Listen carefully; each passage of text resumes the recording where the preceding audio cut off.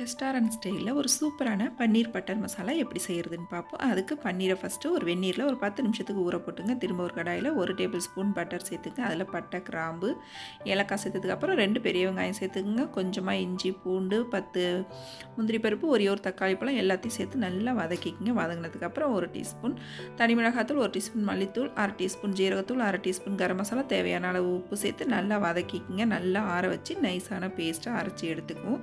திரும்பவும் அதே கடாயில் 1 டீஸ்பூன் பட்டர் சேர்த்து கொஞ்சமாக வெங்காயம், ஒரு 2 பச்சை மிளகாய், பிரிஞ்சி இலை, அரைச்சி வச்ச விழுது எல்லாத்தையும் சேர்த்து நல்லா வதக்கி விடுங்க. வதக்கினதுக்கப்புறம் காய்ச்சி ஆற வச்ச பால் ஒரு 200 ml சேர்த்து நல்லா ஒரு 10 நிமிஷத்துக்கு கொதிக்க விடுங்க. மசாலா பச்சை வாடை போனதுக்கப்புறம் நம்ம எடுத்து வச்சுருக்க பன்னீரை இதில் ஒன்றா சேர்த்து நல்லா ஒரு 5 நிமிஷத்துக்கு திரும்பவும் கலந்து விடுங்க. கடைசியாக இறக்கும் போது கொஞ்சமாக கஸ்தூரி மேத்தி தூவி இறக்குனீங்கன்னா ரெஸ்டாரண்ட் ஸ்டைலில் ரொம்பவே டேஸ்ட்டாக சூப்பரான நம்மளோட பன்னீர் பட்டர் மசாலா சூப்பராக ரெடி ஆயிரும். ட்ரை பண்ணி பாருங்கள்.